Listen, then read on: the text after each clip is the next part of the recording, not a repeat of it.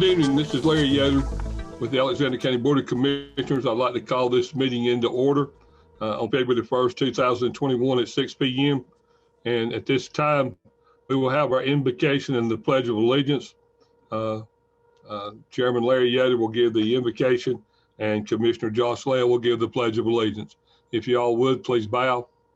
Our kind and most gracious, we come before you this evening to ask your blessings upon this country, upon this state, and upon this county. We'd ask you to be with the leaders in our counties and states and our federal government, be with them to help them that they would make the decisions that would be best for the people of this country. We'd ask you to be with those first responders, be with our military personnel, both at home and abroad, be with those folks that are out there trying to give the vaccines to people and to try to make their lives safer by giving them these vaccines. Be with those who have been sick and afflicted with this COVID, and be with the families who have lost loved ones. We'd ask your blessings upon each and every one of them. Be with us tonight as we carry forth the work of Alexander County. Make sure that we're taken home safely and provide for our people in the way that you see fit. We ask all these things in thy name. Amen. Amen. If everyone please stand for the pledge.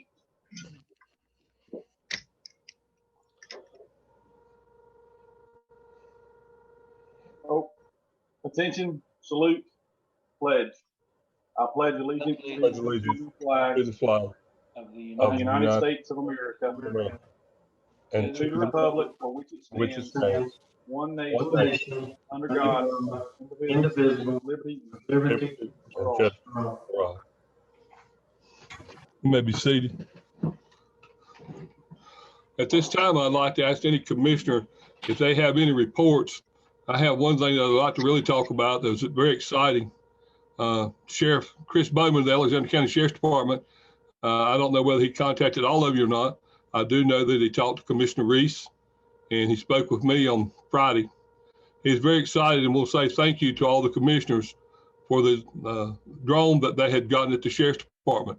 As most of you know, we had an incident here in the county, and when we had this incident, they used this drone to find this person. And it's to be used for other things. But in this instance, it paid for itself in one day. And finding this gentleman and bringing him back to safety and taking care of him. I know that the emergency services all responded, and this worked out real well and saved the life of a man. And Sheriff Bowman was extremely excited and thrilled that he was able to get this piece of equipment to be used for all departments in Alexander County, not just the Sheriff's Department. So it's a lot more advanced piece of equipment, and it did what they wanted it to do and helped and assisted in saving the life of a man in Stony Point on Thursday when he disappeared from home and it was cold and rainy, and an outstanding job. And like I say, he was extremely thrilled and wanted to make sure all you commissioners and the citizens of this county knows that this money that was spent on this equipment was vitally important to our citizens. Does anyone else have anything? Mr. Chairman, I was fortunate enough to go for represent the commission at the grand opening of Price & Associates CPAs in Bethlehem. Price & Associates is not a new business when it comes to Alexander County and Bethlehem, but they moved into a new facility, which is going to allow them to grow. And I was there with members of the EDC and had a very positive, grand opening. And like other professionals in the community, they provide a great service to the community and the county. And we, I told them I was there just to show support from the county commission and the county, and to show them that we appreciate every single business and what they bring to our county. Thank you, sir. Anyone else? Mr. Chairman, I was able to attend the grand opening of Sam Davis Real Estate, formerly the, Cooper Southern Real Estate Agency. I represented the county, and like I say, just glad to see that it's not, something closing down, that it's going to continue to be there. And his employees were there, and the town people. Sheriff, and some other people there too. So just a good thing. I like to see those things happening in our county for new business and for someone who's been in business and, as Josh said, getting into a facility where they can have more room, hire more people, and do more things. So that's all I've got. Thank you, Chair. Thank you. Okay. If there isn't anything else, we'll get into the adoption of the agenda. Gentlemen, we have one thing that we need to add to the agenda tonight. It's the letter to the school concerning the old Wittenberg property. I'd like to add that and make it under other business under item 10, make it 10C, 10C. And with the addition of 10C, I'd make a motion that the agenda be adopted. Second. Motion is made, second. Any discussion? There being none, all those in favor of indicate by saying aye. Aye. Aye. Motion carries. First item on the agenda tonight is public comment. Madam Clerk, did we have anyone to speak at the public comment session?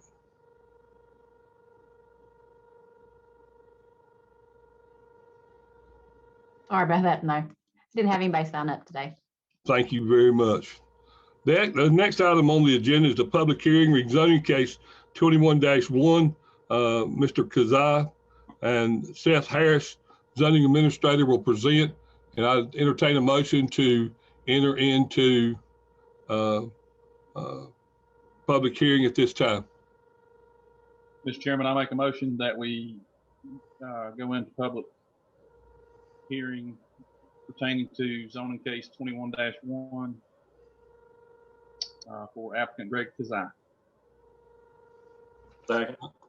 Motion is made and second. Is there any discussion? There being none, all those in favor just indicate by raising your hand. Motion carries. Thank you. Mr. Harris. Thank you, sir. Good evening, everyone. This is rezoning case 21-1, our first rezoning case of the year. The applicant is Greg Kazai, and the property owner is his company, Ashley Brook Property Group, LLC. Current zoning district is HC Highway Commercial. Proposed zoning district is RA20 Residential Agricultural, and he wants to rezone that for the purpose of multifamily apartments. It is located on Highway 127, and you should have a map of the vicinity in your packet there with some bright colors on it. It consists of 3.09 acres. Land uses within 100 feet include to the north, commercial and residential property, to the south, multifamily apartments. And if you'll remember, we rezoned that piece of property back a couple of years ago. To the east is vacant property, and to the west is commercial property. Zoning districts include to the north, highway commercial, to the south, RA20, to the east, R20, and to the west, highway commercial. Again, the applicant has applied to rezone 3.09 acres from highway commercial to RA20 for multifamily apartments, and multifamily apartments are an allowable use in the RA20 zoning district. The 2019 Bethlehem Community Plan Future Land Use Map designates this property as being residential use. You can disregard that next sentence in your packet there. So letters were sent by first-class mail to the property owners within 100 feet of the parcel boundary, and a sign was posted on the property. A notice was also published in the Taylorsville Times. Staff does recommend approval of the request based on being consistent with the 2019 Bethlehem Future Land Use Map. And the Planning and Zoning Commission met on January 7th of this year and did recommend approval of the request due to the following. The request is consistent with the intent of the Bethlehem Community Plan. You can see on the screen there, our subject property is in gray. And to the south of there is the first property that was rezoned a couple of years back. And Mr. Kazai has constructed 2 apartment buildings on that property, and he is proposing to do so on this property also. Any questions? I don't know if it pertains to this or not, but we we have some issues of things to be completed with our last multifamily project. Does that have any impact on approval of zoning for the next one? It is a different piece of property. I'm not sure if it's the same company or not. I think the other property is owned by Lake Vista Apartment Group, which I'm sure is run by Mr. Kazai also. But anyway, what I'm getting at is I'm not sure you can hold up this project because of things that may not have been completed on the other project. And that has been not verified yet either, that we can legally hold him, because some things switched around in the approval process there and it got real confusing, but we haven't clarified that we can hold his feet to the fire on completing those things in the other request. But with all due respect, I mean, when you say we're going to do something and it doesn't get done, then there's no accountability. And to me, that's not upholding the end of the deal that we thought we had. So, you know, I'm hesitant in my thought on this because of where I think we're at on the other place. And, you know, but perhaps that's wrong. And if it is, I'll yield to being wrong. To clarify what happened there, Mr. Kazai applied for a PUD, which was a mixed use development to start with, and that required a conditional use permit. And I think that's the conditions you're thinking of were under that conditional use permit. But then he withdrew that request and applied for a totally different use. Well, not a mixed use district. And he rezoned the property and applied for a zoning permit for the apartments. But with that, wasn't there some conditions with sidewalks and some curb appeal on some items that was not done? Correct. There were some conditions that were not met for the previously approved project. Okay, and I'm not being difficult to you at all, Mr. Harrison, or anyone else, but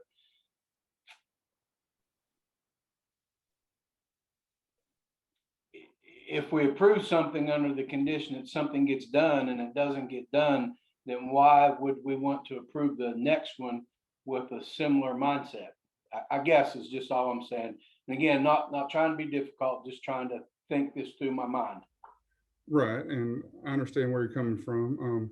So this project does not require conditional use, whereas the originally applied for project for the other property did require conditional use permit.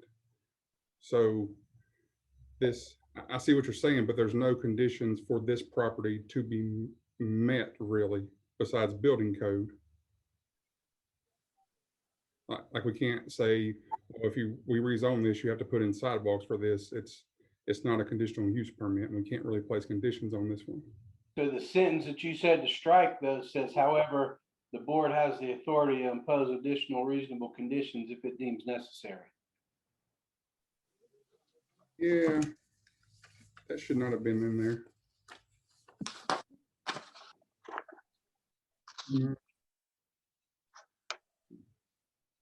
All the uses allowed in the sentence I said strike says, please note all the uses allowed in highway commercial district should be considered not only the use for which the applicant is applying. That's the sentence I said to strike.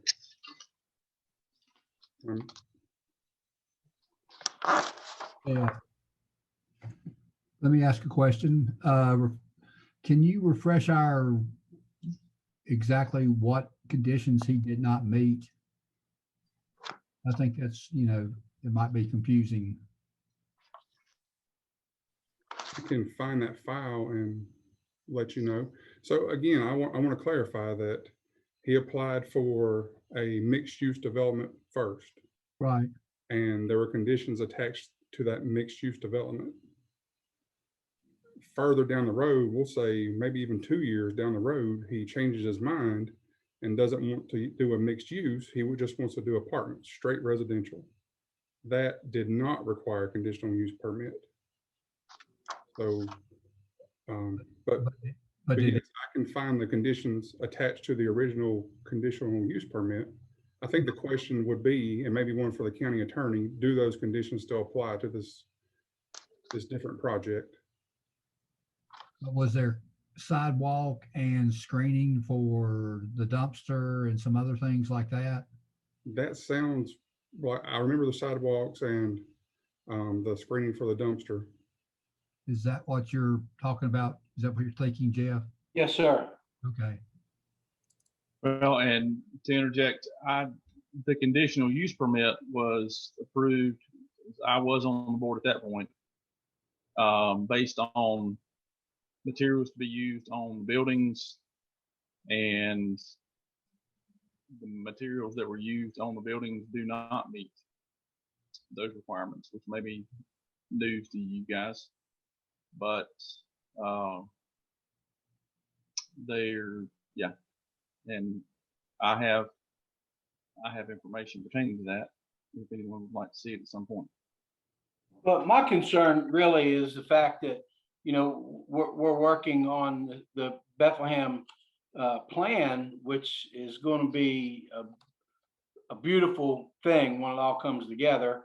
And obviously the road and lots of other things impact that, and the businesses and the development that goes around it.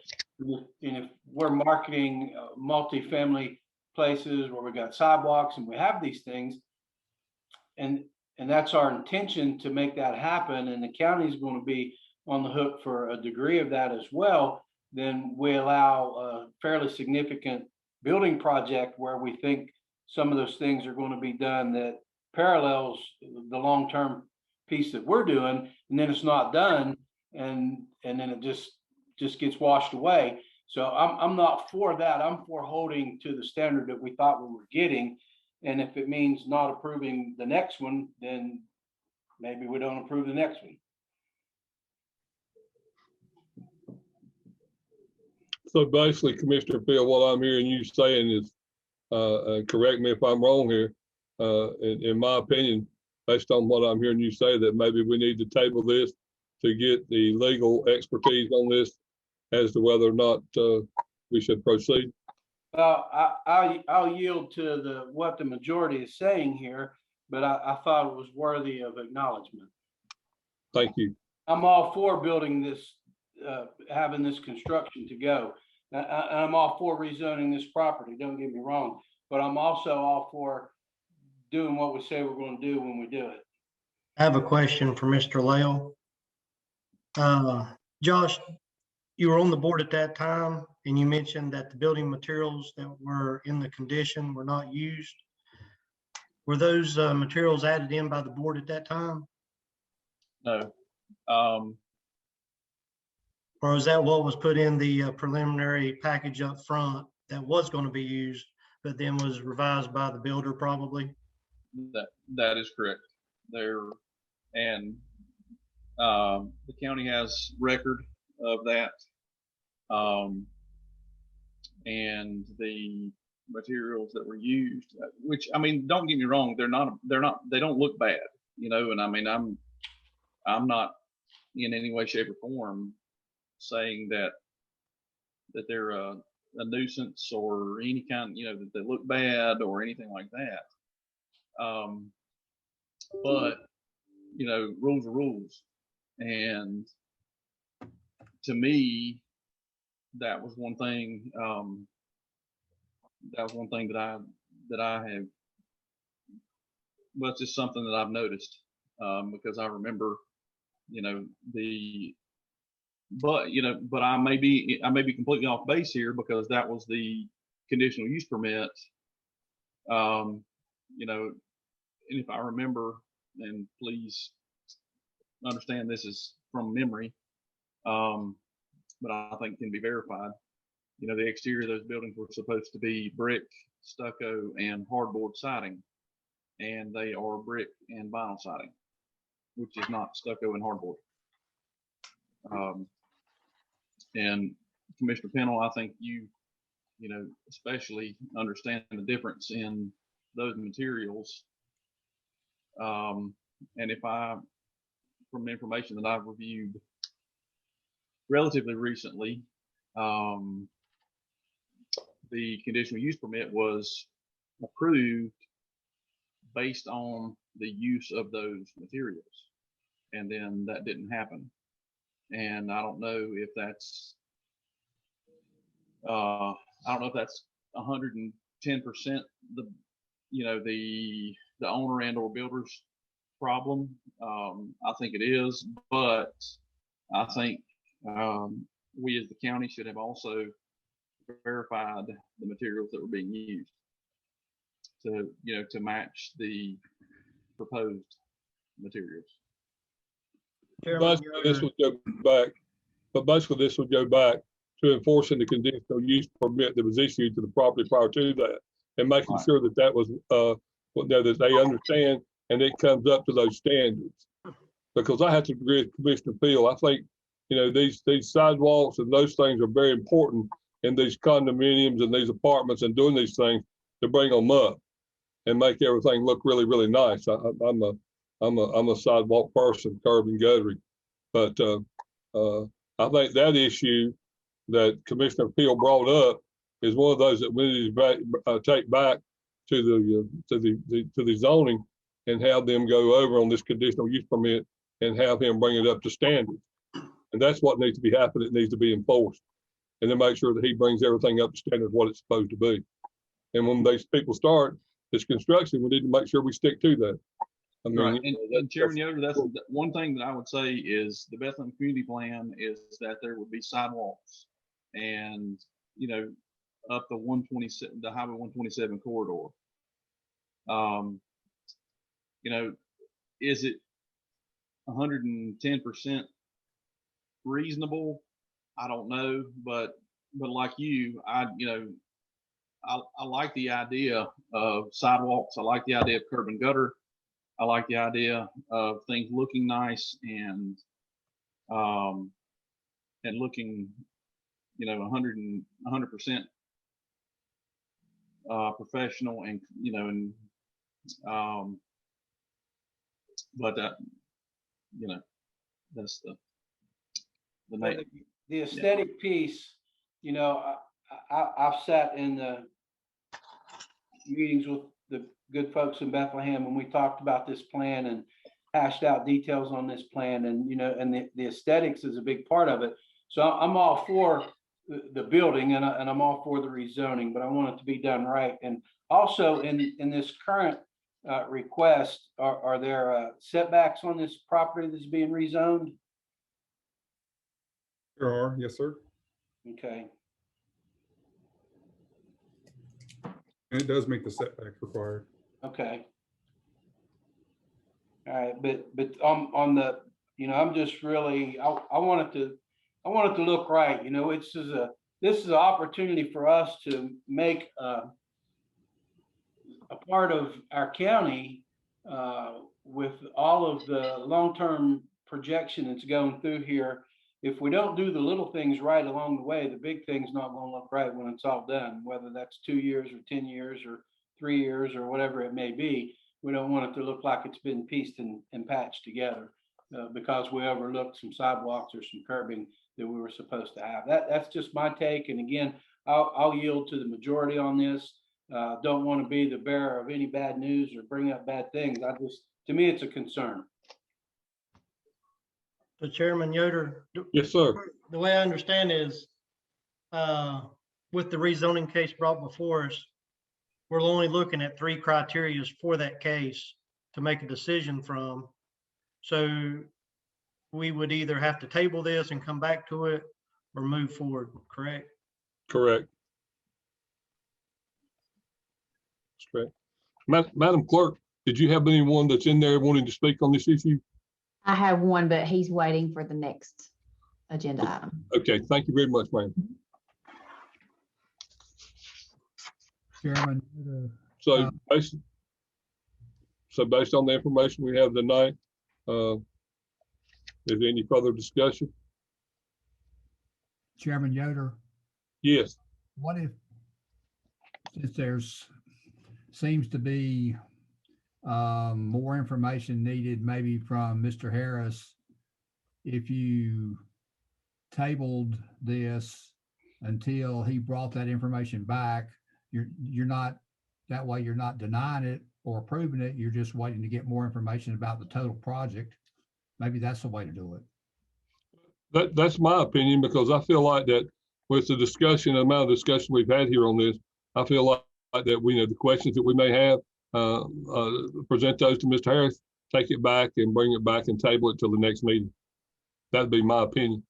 Well, a question here too is if and again, I'm for approval, but with the conditions being met. So if we table this, is that going to impact construction or the overall plan? Or is this something that, we can do with that we add a stipulation on, or, I don't know. I don't want to stop the wheels from rolling, but I just want to make sure the wheels roll right. Commissioner Peel, I'm not, I don't think you can put conditions on a regular rezoning case. No. Is that correct, Seth? That's correct. Without some provisions in the ordinance for this particular use in that district, which there's not any conditions on this use in that district. So no, you couldn't place any additional conditions on it for rezoning purposes. If I'm understanding correct, we're going to table this one because he didn't do the first one, correct? Is that what we're saying? I think what you're saying, Ronnie, is, Commissioner Reese, is that maybe you would table this and ask Mr. Harris to bring back the information, sort of explain sort of what happened before, so it's clear. And then once you are satisfied with that, maybe you could take action on his rezoning request. That makes sense. Yeah. Mr. Chairman, we are talking about two completely separate things. Yes. And I'm not similar to Commissioner Peel. I don't want to hold, hold up progress, but I think the biggest thing we need to take from this is the initial or previous conditional use and or rezoning, where there were expected requirements that were not met, needs to be noted. And I don't know if there's recourse at this point with the developer or the builder to install, to install the things that they were supposed to, or if we're past that from a legal perspective because it's been allowed to this point. I don't know. I'm not an attorney, but I think more than anything, we need to realize that we need to be more. We need to be more careful to make sure that any requirements that are put on a piece of property are met, whether it be sidewalks, whether or whatever that might be, just to to prevent this from happening again. I agree. Any further discussion? If not, at this time, I'll entertain a motion to close the public hearing. Make a motion to close public hearing. Motion's made and do I have a second? Second. Motion's made and second to close the public hearing. All those in favor, raise your right hand. Motion carries. Thank you very much, gentlemen. Now we'll get into a motion from you all, and what is your pleasure?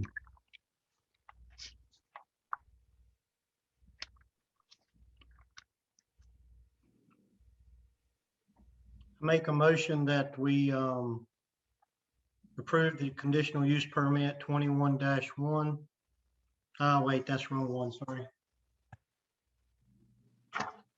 Rezoning case 21-1, applicant Greg Kazai, as the zoning board has unanimously approved and recommended.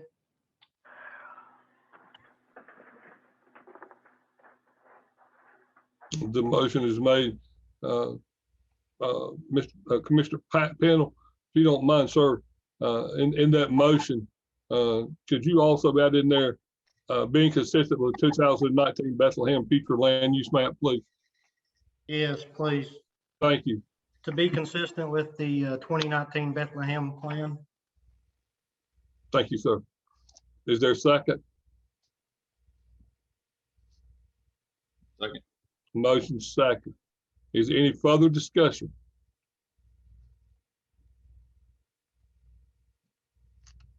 All those in favor, raise your right hand. Those opposed likewise. Thank you, gentlemen. Item number 2 on the agenda is a public hearing. Let me find my paper because I actually sat here and I think mixed it in with something. Item number 2 on the agenda is a public hearing, conditional use permit 21-1 Harbortown Holdings. Mr. Seth Harris, zone administrator, will conduct this. And gentlemen, as this is a conditional use permit, those who choose to speak and those who are involved, all the commissioners will have to be sworn in at this time. So if you would, Madam Clerk, I'm going to call the meeting I'm going to call the conditional use hearing into session, or make a move to open the conditional hearing, public hearing. And if I could get a second, please. Second. Motion is made, second. Any discussion? There being none, all those in favor, raise your right hand. Those opposed likewise, the motion carries. Madam Clerk, if you would, those folks, including the board that would like to speak, if you would swear them in at this time, please, ma'am. Yes. Do you swear or affirm that the testimony you're about to give in this matter is the whole truth? I do. Yeah. And also at this time, Commissioner Lael, I believe on this particular public hearing, you need to recuse yourself. Is that not correct? Yes, sir, I do. Okay, gentlemen, what we need to do at this time, I need a motion to approve Commissioner Lael to recuse himself from this hearing. I'd entertain that motion at this time.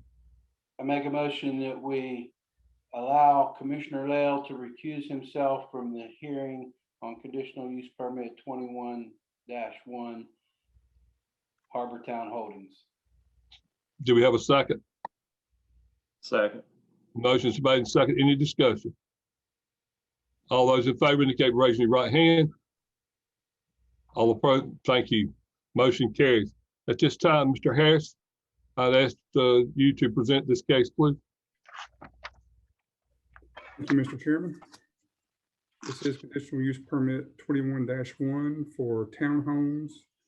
The applicant is Harbortown Holdings, who also owns the property, and that will be represented by Josh Lael, who is here tonight. Located on Heritage Farm Road. The project area is 11.78 acres, and that's the gray areas on your map there. Land area to be disturbed is 7.65 acres. All surrounding zoning districts are R20. To the north is vacant property. To the south, vacant and single-family homes. To the east, residential property, and to the west, single-family homes. The project will consist of 11 buildings and a total of 44 units. And there is a site plan also in your packet a few pages back. So townhouses are an allowable use in the R20 zoning district with an approved conditional use permit and subject to the conditions outlined in the county zoning ordinance. The proposed project meets the requirements outlined in the ordinance. However, the board has the authority to oppose additional reasonable conditions if it deems necessary. Letters were sent by first-class mail to all property owners within 100 feet of the subject property. A sign was posted at the property and a legal ad was placed in the Taylorsville Times to announce the public hearing. Based on the submitted site plan, staff does recommend approval of the request with the understanding that all the conditions listed in the zoning ordinance are met, and with the additional condition that screening be installed or planted along the western property line and along the southern property line where abutting single-family residences. And that will be the Fox, Bright, and Spencer property. One of those may be vacant, but and then to the west, the Smith, Pagel, Savage, Broyhill, and Swanson property on your screen there. So questions for the board to consider. Does the use meet the requirements set forth in the Alexander County zoning ordinance? The use for which the conditional use permit is sought will not adversely affect the health or safety of persons residing or working in the neighborhood of the proposed use. And finally, it will not be detrimental to the public welfare or injurious to property or public improvements in the neighborhood. If you want to flip to the site plans page there, you can see the units laid out. So the top of your screen would be the Wittenberg Springs area. And then to the east is Heritage Farm Road.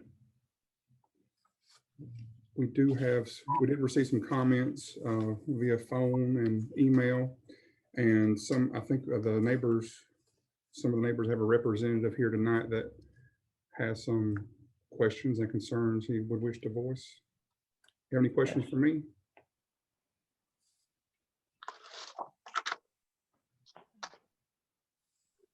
Madam Clerk, the gentleman that, do we have someone on the wish to speak on this Robert Smith. Okay, has he been sworn in? He was on board whenever we did the oath. Yeah, Okay, thank you, ma'am. Mr. Smith? hi. Not to take a lot of your time, I compiled questions from the neighbors on our area here. Our concerns are drainage issues. Will the grading of the property affect us?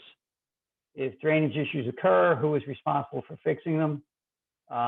Will utilities be provided via Heritage Farm Road or through Riley Drive? There's a concern with whether a parking lot will abut against our properties, possible glaring lights from it. Will there be a barrier between the townhomes and our subdivisions, such as evergreens, fences, etc.? How close will the townhomes be to the property line? Will the townhomes have a driveway and garage, or which would eliminate the need for a parking lot? What would the approximate selling price of the townhomes be? What is the basic design of the townhomes? Will they be duplex? Will they be multi-story? If so, how many levels? How many will be built? Will there be a clubhouse and or a pool? Will the development have a homeowners association? I know some of those questions have been answered. I took a few notes already. I appreciate your time and listening to us. Thank you, sir.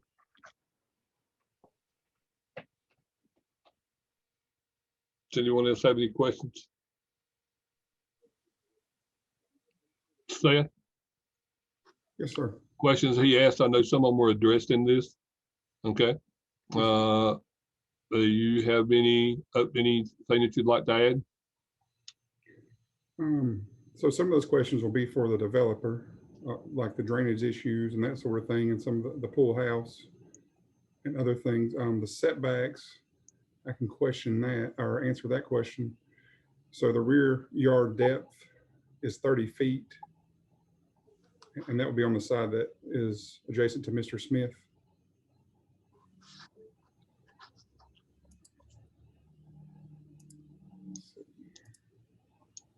And also, one of the conditions that is suggested is, and proposed by the developer also, is a vegetative buffer between the subject property and the residences on the west side and the south side, including Mr. Smith's residence.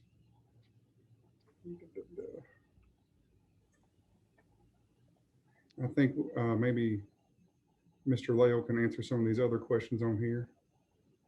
Okay, thank you. Mm-hmm. Mr. Lael? Yes, sir. Do you have any questions? I mean, any answers for this or? Sure.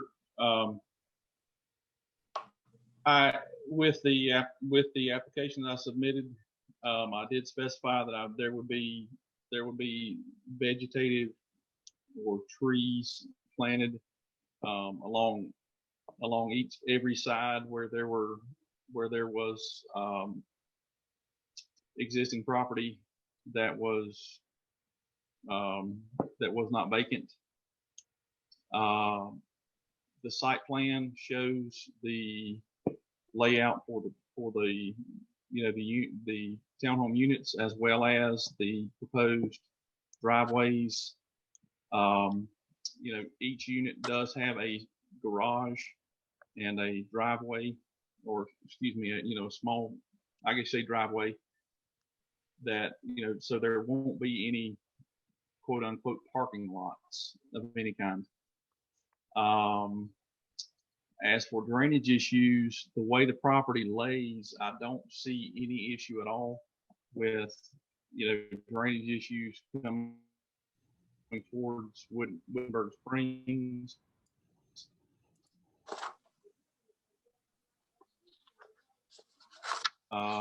Or any other flow of the natural flow of the land does go toward there's about a 15 acre or so piece of property that is owned by an individual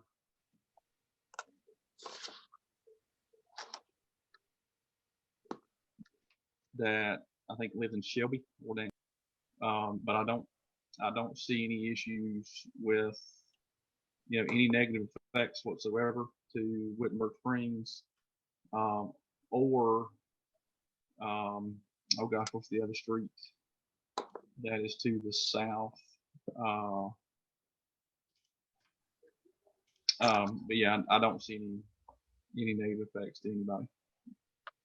And I mean, and we're planning we're planning to do everything we can to be as good a neighbor as possible.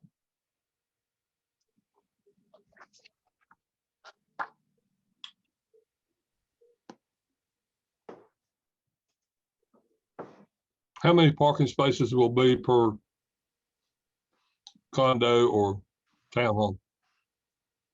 And I don't even have it in front of me. Per the site plan, there is a excuse me. There's a single, or excuse me, there's a single garage for each 2-bedroom unit, as well as a driveway that would provide additional parking for a minimum of 1 car. So that's parking for 2 vehicles per 2-bedroom unit. And with these units being 55 and over, I would not expect there to be many additional vehicles.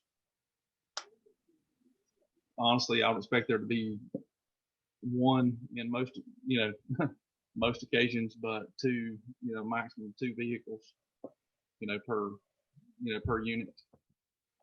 There will be a homeowners association that is responsible for maintaining not only the drive, the driveway in and the driveways, but also the commons areas, being the entrance, grass, trees, landscaping, those kind of things.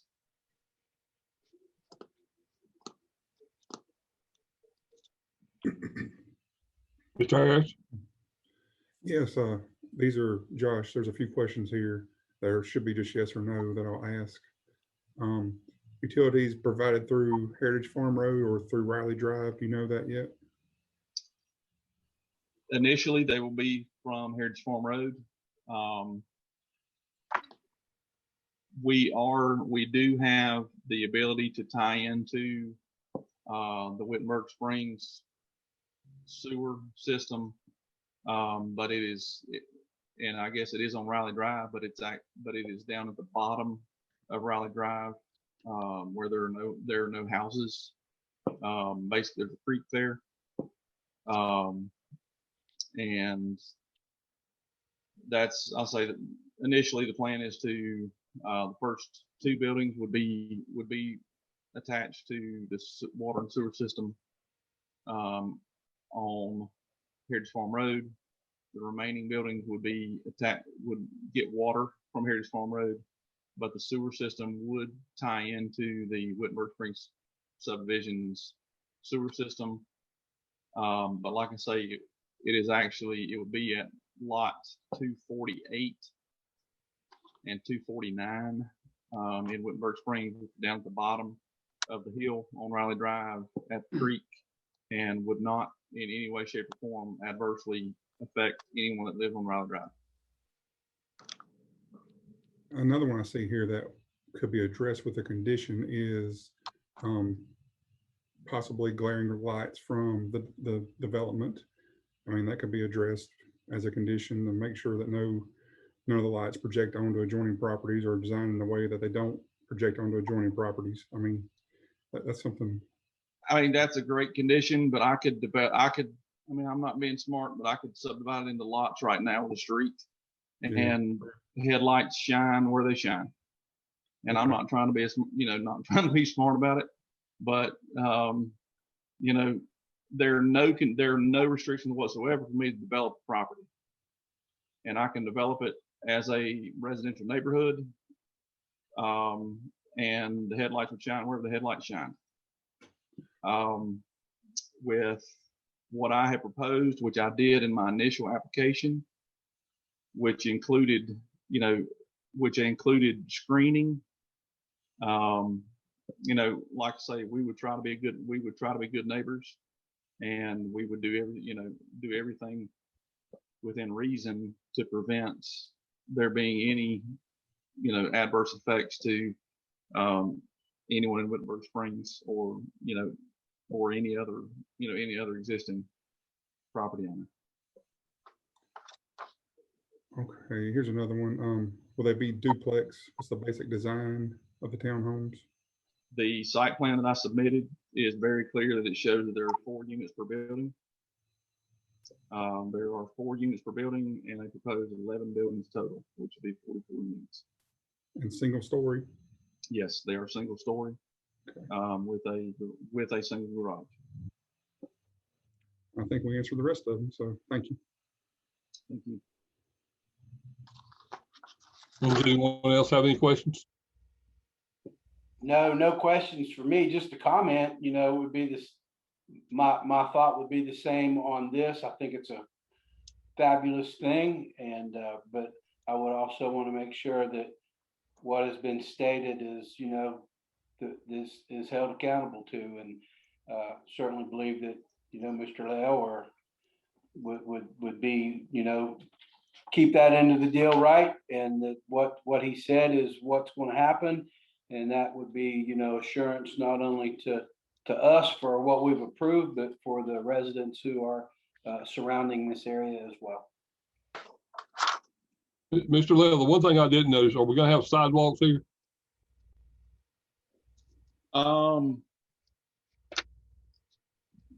I'm not aware that there is a desire for sidewalks on Heritage Farm Road. Not to say that's out of the question. I'm just talking about in the development itself. Oh, I'm not talking about Heritage Farm Road, but in this area where you're going to have the condos at 55 and older, most of those people like to have a walkway to walk on. Right. That's the reason I asked the question. And to be honest, at this point, I have not, I haven't made that determination. But if that's something that that the county feels needs to be done, then we'll do what we need to do. Okay. Yeah. I just, well, you know how I feel about sidewalks. We've had this discussion many times. It just makes the whole area look so much nicer. I agree. Yeah, it just makes the whole area look nicer. Commissioner Yoder, I will say that there is a requirement for a 10% open space. So that could be reserved for walking trails, not necessarily sidewalks, but walking trails or some kind of recreational activity. And it's kind of hard to read on the site plan, but it's on the north side of the property, on the north side of the building. And that's one of the things, I go back to what Commissioner Peel said earlier. When, we get these things on the site plan up front and make sure they're on there.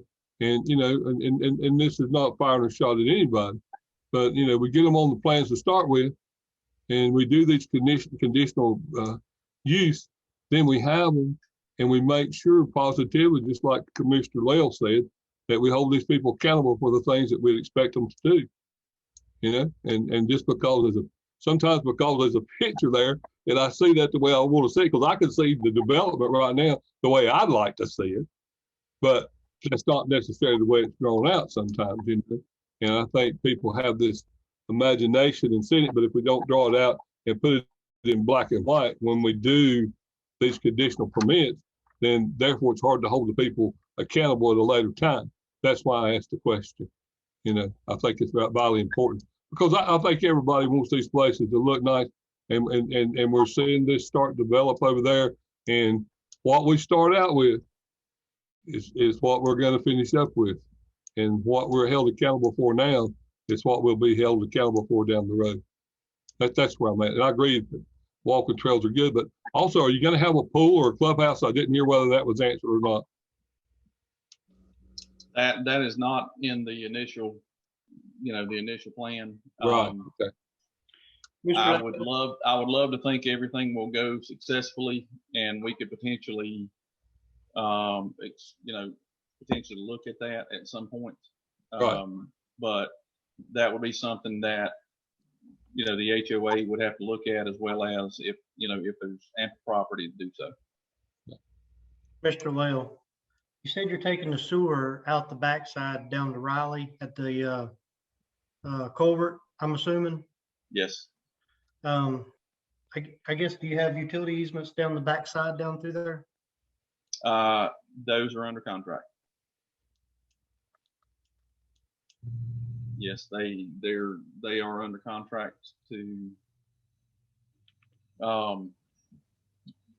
We do have a contract that would allow us to get sewer access to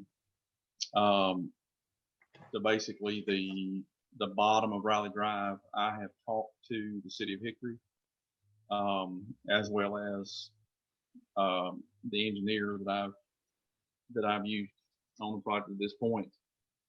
And the city of Hickory assures me there is more than enough capacity in that system. There's more than enough capacity in the lift station that is there, and that's not a problem. And actually, the city of Hickory is who recommended that I look into that in the first place. The pump station you've got on your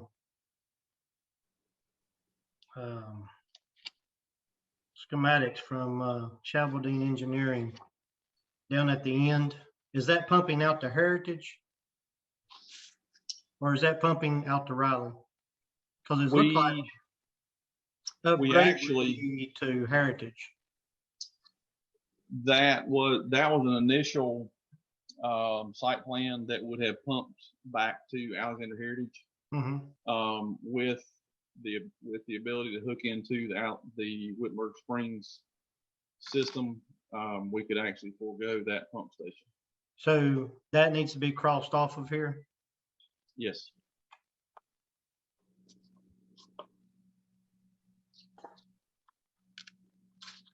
Mr. Liao, one question, and it's hypothetical, I guess, but the development that's behind the high school, was that Meadow Creek or Creekside, or the townhouses that are in there? Right. You have a similar, I know they're not going to look the same, but that's aesthetically a very nice little spot in there. And I'm envisioning that's kind of what your development's going to look like. I mean, obviously the buildings are going to look different, but you got the townhome, you got the garage on the end, you got this real quaint little area there, and for them it's kind of a little cul-de-sac, but that's very nice. And aesthetically looking, that's what I'm envisioning this to look like. So sounds like a really good project to me. I don't know, but is that sort of the concept? I actually drove by those today. Just happened to be going through there and cut through by the high school, and that's very similar. Obviously the exterior, the colors and the exterior finishes, just like everything else, what's cool comes and goes. They have an elevation difference that you have too, but I think, right. Yeah, I'm sorry. But absolutely, that's basically what I'm looking at. You know, that's what we're looking at doing. We've had, with being in the real estate and construction business, we have had multiple people contact us that are looking for one level townhome condo, living, because they, retirees that don't want to maintain a home anymore, that don't want the worries of, raking leaves and cleaning out their gutters and all the things that come along with home ownership. And and honestly, that's where the idea came from. Is we've had people that have, and I say people, I don't mean one. We've had quite a few folks that I go to church with, quite a few people that we have dealt with in construction and real estate in the last couple of years that are looking for what we hope to provide. Thank you. Yeah. Sounds like a good thing, and you live right there in Bethlehem too, so I would trust that you will not do something that is not, as you said, not being a good neighbor. So I think sounds like a good thing. Any other comments? Any other questions? I'd like to say something, if I might. The list of questions generated was essentially, we had no idea what was going to be built back there when we received that notification. So this has been really enlightening, and it sounds to me like a nice project, but when we had like a half a dozen people with different questions and different points of view. So you get quite a range, and I appreciate everybody's effort in trying to address all those questions. Thank you very much. Appreciate it. Absolutely, Mr. Smith. And I also want to say to you this, is that I really appreciate you getting together with the group that you did and writing the questions down and coming in as one person, asked all these questions and addressed the issue. I'd like to say thank you for that. It makes it much more convenient for everyone, including yourself, to get these questions answered. Thank you. Well, you're quite welcome. And again, I say I appreciate it. Thank you. Sir. If there's no other discussion at this time, I'd entertain a motion to close the public hearing conditional use permit 21-1 at this time. Make a motion to. Go ahead. Make a motion to close the public hearing conditional use permit 20-1. Do we have a motion? Do we have a second? Second. Thank you. All those in favor indicate by raising your right hand. Those opposed likewise, motion carries. Gentlemen, what is your pleasure? I make a motion to approve conditional use permit 21-1 as based on the staff recommendations. It meets the approval of conditional use permit, and there will be screening also that will be installed and planting along the boundary line. Do we have a second? Second. Motion's made and second. Any further discussion? There being none, all those in favor indicate by raising your right hand. Those opposed likewise, motion carries. Thank you very much, gentlemen. Item number 4 on the agenda tonight, Stony Point Elementary School Sewer Project Update. Benji Thomas with West Consultants. Benji? Well, good evening. Can you Good hear me evening, okay? Yes, sir. Sir. All right. Well, thanks for inviting me, and hopefully having your packet or come up on the screen. We've got some photographs on this update. This is the Stony Point Elementary School project funded through the Community Development Block Grant. And of course, this is in Stony Point. It's a new sewer pump station and gravity line designed to eliminate the old septic system at the school that had been failing. The contractor was Lock Lane Construction. out of Stony Point. Their original contract amount was a little over $644,000. There was one change order that reduced the contract to $640,569. The notice to proceed was May 11th of 2020. The substantial completion deadline was November 7th of 2020.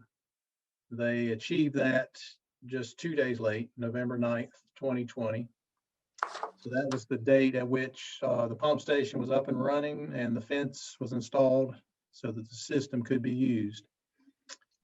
At this time, the school has been connected and the septic system abandoned. We've had a final inspection just a few days ago on January 22nd. County Manager Rick French was there along with other county staff and the contractor, myself, and DOT and others. And so the finding from that inspection was that all the work was complete and acceptable. There were a few what we call punch list items, some minor things that need to be addressed before the final payment is issued. And I've got some, you see the map there. I think you're all familiar with that from last previous updates. We'll go to the next page. We've got some photographs. These are anywhere from back in October up to the present time. That first photo there at the top is the new pump station with a paved drive to serve it. And the one below that is the gravity line connection to the SureTape pump station, which ran between two residences that were kind enough to grant the easements for that sewer line. So you can see that the ground has been established, the grass has been established, the property restored. That top photograph there is the same area, just looking in the other direction. The photo there at the bottom of the page is the new pump station. This was back before the fence was installed. So you see you've got quite a few controls there. You've got an odor control system, is that kind of white box there in the foreground. All right, we'll go to the next slide. This is a view from the new pump station looking back over towards Stony Point Elementary School. And you can see there where they trenched the new sewer line in through the parking lot of the picnic shelter and then repaved it. These are some views of the Stony Point School Road where the force main was installed from the new pump station to Highway 90. So you can see the restoration there, whether it was grass or pavement.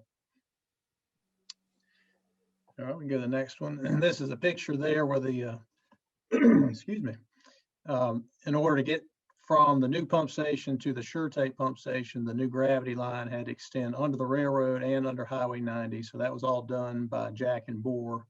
And this is a picture there where it's completed. I think we've got one more page. And here's some pictures of the school property. You can see where the matting is placed. That's where the new pipelines were run. There were two connections to connect the building to the school. So what you're looking at there at the top of the page is the back of the kitchen. And I think that's all the photos. So we're very pleased with the work and glad to report that the school is now being served as intended. And so in the next few weeks, we'll just make sure all those punch list items are checked off and then close out the project. And I'll be happy to answer any questions. Anybody have any questions? I don't have a question. I do have a comment. A couple of things. Number one, things look good. Number two, it's functioning well as designed. And number three, I'm not aware of anyone that's unhappy about anything. So job well done. Good, thank you. A very neat job also. I like the way, everything cleaned up and got everything straightened out there for those folks. And, very good job down there. Thank you for the work that you all did there. Yeah, and really credit goes to Lock Lane Construction. They did a good job, and it's of course nice having them right there, 1 mile from the or less than a mile from the project. And they had a little bit of ownership there, don't you think? That's right. They really did a great job. Thank you very much, sir. You're welcome. Item number 5 on the agenda is the Bethlehem Sewer Extension Project update. Mr. Benji Thomas with West Consultants. All right, well, thank you again. So just to clarify, as you all know, I'm not the project engineer for this project, but I'm helping with some administration on it. So did get an update on the current status of the project, and I'll summarize that for you. All the gravity sewer has been installed, tested, and passed inspection. The force main from the Heritage Village pump station has been installed and tested. The force main from the Wittenberg Springs force main is under construction now. I'd say it's anywhere from 30 to 50% complete, to my best of my knowledge. The work at those two pump stations, Heritage Village and Wittenberg Springs, is underway. That's the biggest part of the work that remains to be done. The exception to that would be gravity sewer on Rink Dam Road, which I'm going to bring to you a proposed change order in just a minute. That's been postponed to the end of the project and for the commissioners to make a final decision on. Before we get to that change order, I'll just say this, as far as reporting on the other work I've been doing is with assisting the county finance officer, Jennifer Herman, with getting the loan request into the state in a manner that meets their requirements. So there's currently a request just submitted a few days ago for almost $950,000. So that should be coming back to the county from the state in a couple of weeks.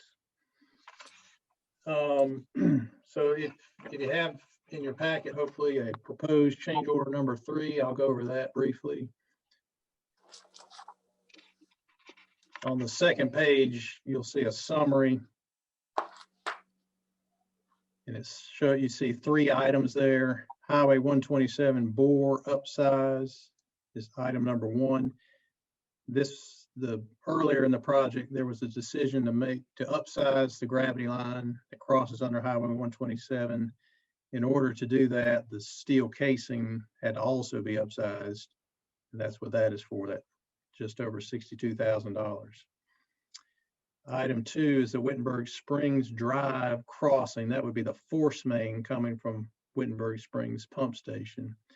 That went back and forth. The original bid was to be bored. Then there was a change order to do open cut to save a few dollars, but now it's necessary to bore it, and they've actually already completed it.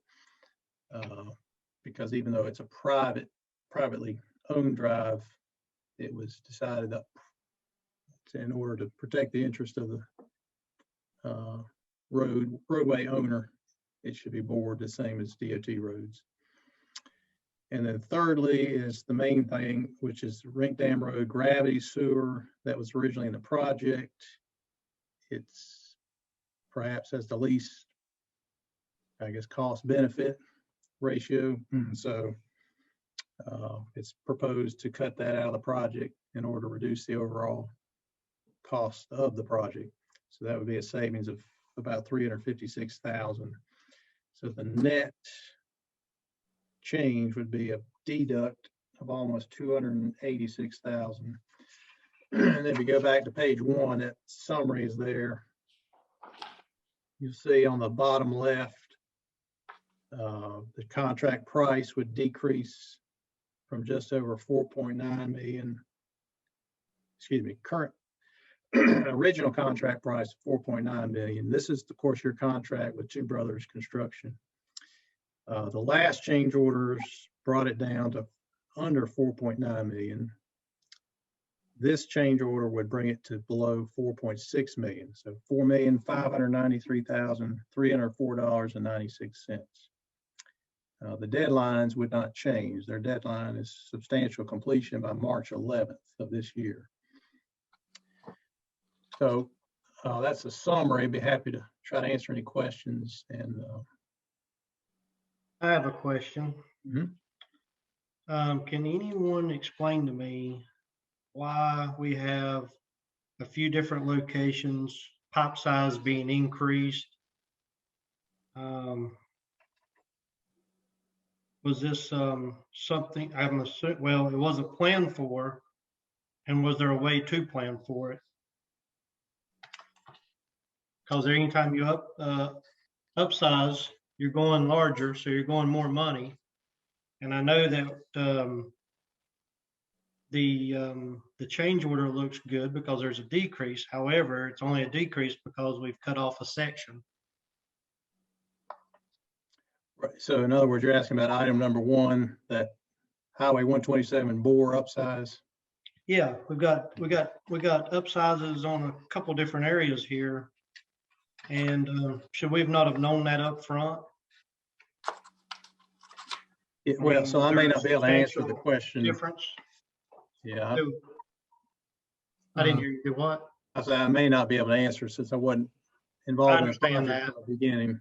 And I don't, and I'm not sure I'm even asking you that question, to be honest. No disrespect, because I know that you weren't here from the beginning on it or the actual firm, but just posing that question out there to the other commissioners and chairman of, I feel like that is something that should have been caught, unless I'm missing something somewhere. Commissioner Pennell, the staff did not give permission for that to happen. So, I mean, and we didn't have an engineer on the job at the time. Mr. Shabaldine was the engineer and made that decision. That's So all. therefore, should not Mr. Shabaldine be responsible for $193,080 instead of the taxpayers of Alexander County? He made that decision, we didn't. I don't know quite how to answer. It's certainly not being something that Benji did. Oh, no, please, Benji, don't, this is not coming at you, sir. So don't think that at all. I don't know. This has been a bone before for a while. I understand. Benji, like I said, this has nothing to do with you at the moment, so no disrespect on that at all. Right. My issue is if someone's going to make change orders without the governing body confirming that and approving that, then somebody needs to be able to cash a check. Commissioner Pennell, I think you guys have approved everything that's been done to this point. So good or bad, it's been done. So, and Displeased. I understand, but Mr. Shabaldine has been here and explained those different situations. So I understand that. I'm sorry, that's not the answer. you want. Yeah, about all I can say is what I can let you know is I've reviewed the, all the numbers, all the different line items, and tried to best I could see if everything was up to date. And that is why this item number 1 is on here tonight, is just to kind of bring up to date a decision that was already made in the past, this upsizing of that main line. And question that someone may can answer that I don't know, but when you upsize a pipe, if you don't have enough flowing through it, does that not cause a gas buildup or a backup or odor issue? I can try to answer that. I mean, all sewers, according to state standards, have to be at a certain slope in order to keep a certain velocity, to try to keep the solids moving on through the pipe so they don't just collect and build up in the pipe. And obviously, if those solids build up, you're going to get the odor issues and corrosion issues that you're talking about. So generally speaking, you can have an oversized pipe and not necessarily have an odor issue, because the velocity, it's the slope of the pipe more than the size of the pipe that controls that. Okay, thank you. Mm-hmm. Anybody else? Benji, I appreciate you stepping up to the plate and assisting in this matter. And I know that you weren't the original person, but you were sort of like Superman. You've come to the rescue of both parties. And for that, sir, I'd like to say thank you very much. You're welcome. I do appreciate it, Benji. Absolutely. Echo the same sentiment. Very thankful to have you on board, sir. You're welcome. Thank you. There's, Mr. Rich, did we need to take action on this, or has it already been taken? Sir, you need to approve change order number 3. That's what I thought. I just wanted to make sure. I'd entertain a motion to approve change order number 3. Make a motion to approve change order number 3 as stated by Benji. With the Do we have a second? Second. Have a second. Is there any further discussion? Well, just a question. Yes, sir. If it's already been done, why are we approving it? So we can receive funds. Good point. Mr. Peel, Got to get our money back. we want to get our money for this. The change order has to be approved so that we send it into Raleigh and everything, that they send our money back to us so that we can, so that we'll be in good shape. Oh, I understand that part completely. And Commissioner Peel, with all due respect, I totally understand where you're coming from. And I promise, if y'all remember, whenever this thing jumped up to about $1.2 million, and I had my say that night, and I promised that I wouldn't say anything else. Yes. Only thing I want to see is this project completed, and I want to see sewer flowing in Bethlehem, and I want to see people hooking on, and that's all I'm going to say about this project until it's time for us to do a new one, and we'll go from there, sir. You know how I feel about that. March 11th, that day's coming soon. Yes. Yes, So sir. the motion's been made and second, and all those in favor, raise your right hand.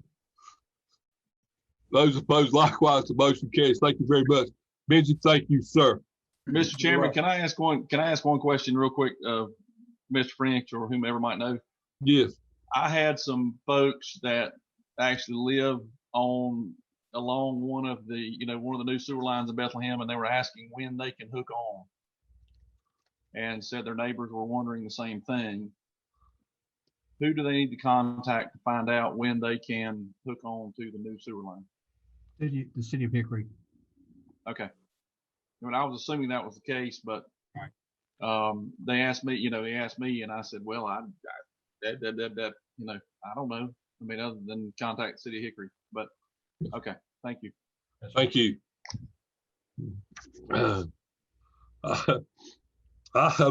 Item number 6, wireless broadband expansion project. David Moose, compliance procurement specialist.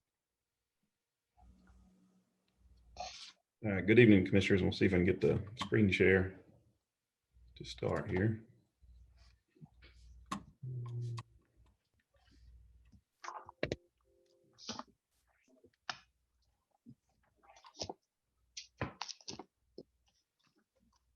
You see the presentation? Yes. Okay. Yes. Good. I wasn't sure. So I wanted to bring a brief update on the broadband expansion project. I've also asked Alan Fitzpatrick, who is the CEO of Open Broadband LLC, to join us tonight in case there's any questions regarding the proposal that we're recommending.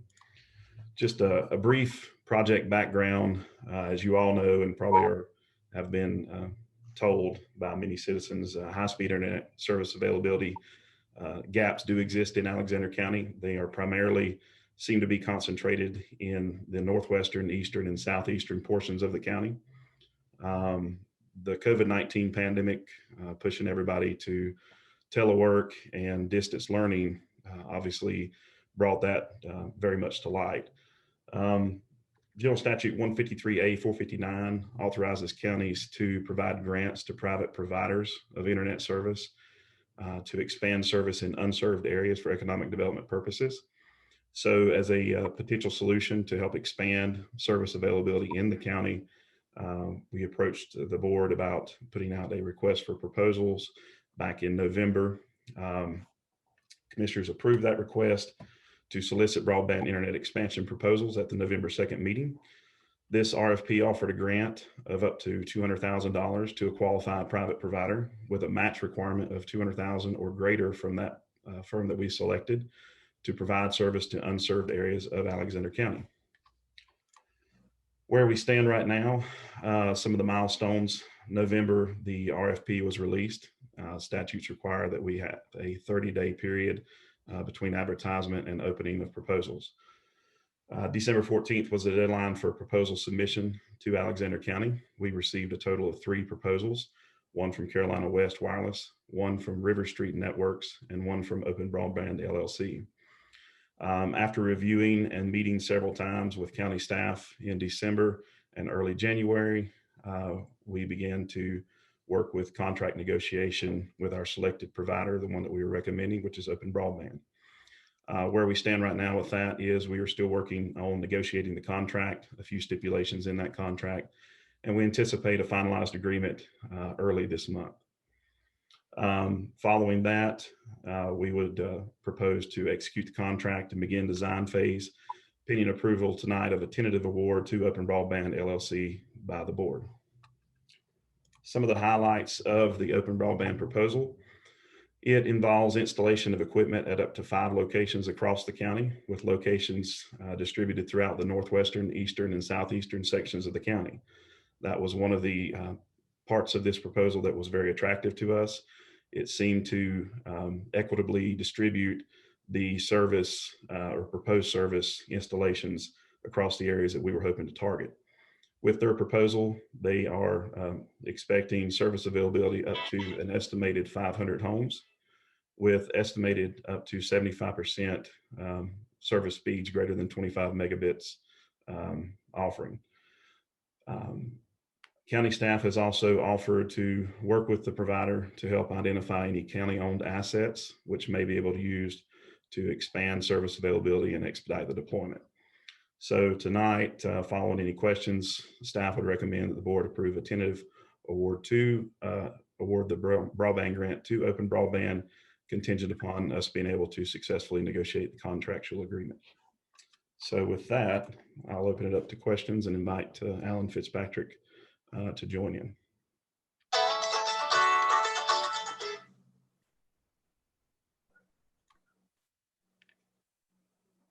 Gentlemen, any questions?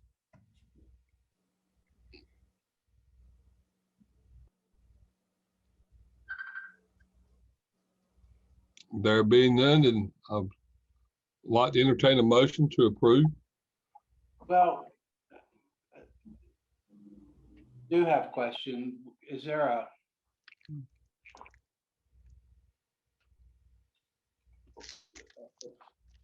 sort of a moving forward timetable in terms of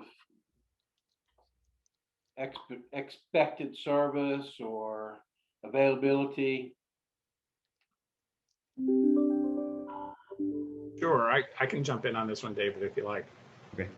Thank you, commissioners. I'm Alan Fitzpatrick, as David mentioned, the CEO of Open Broadband LLC. And start off by saying how grateful we are to be providing service in the county.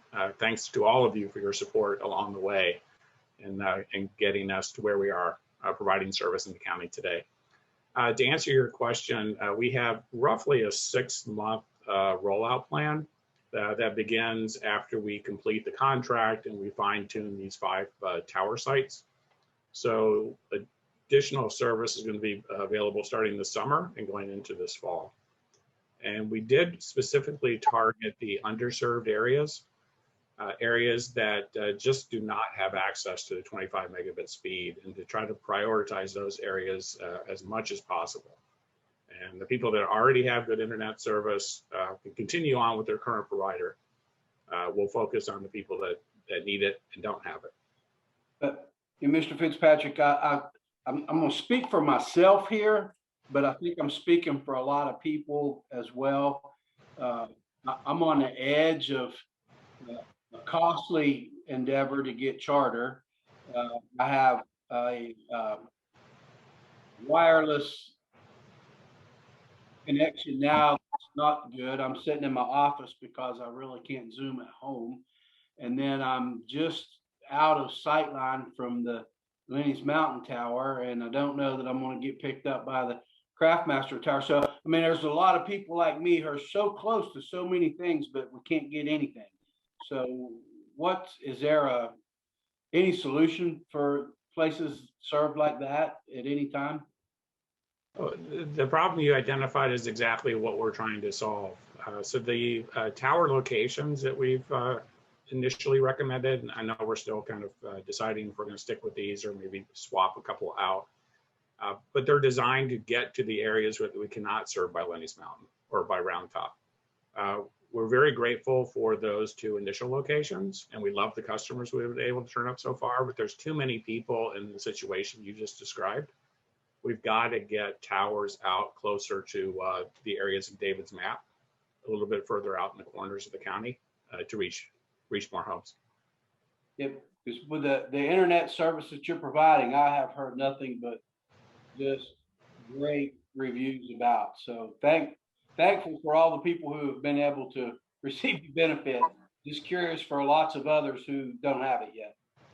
Oh, thank you for that. I appreciate it. And that is one of the most frustrating things is there's so many people that do need the faster internet, and we just can't get it to them from the existing locations. So these new towers will get us to more people. Yeah, and the crazy thing is that there's a lot of people who are not in remote areas. I mean, they're right there where you would think, wow, they should have internet, but they don't. Question, what's our current customer count on the broadband? Right about 125. And what's the capacity of what you've got running currently? It's about 250 on the towers. We can add more equipment, assuming the structural analysis comes back okay. But that could be bolstered. Do we not have a backlog of folks that have requested? We absolutely do. So if you map the backlog against the county, you'll see them in those colored areas that David shared. Mm-hmm. So that was one of the big things in our RFP response was how do we get the service to that pent up demand elsewhere in the county? So Are we currently still doing installations to people that have signed up? We are. In fact, we did 4 today. Okay. Very good. How many will this finish up, the amount of money that we're talking here? How many more customers can you provide it to? We forecasted 500 customers for the budget that we have.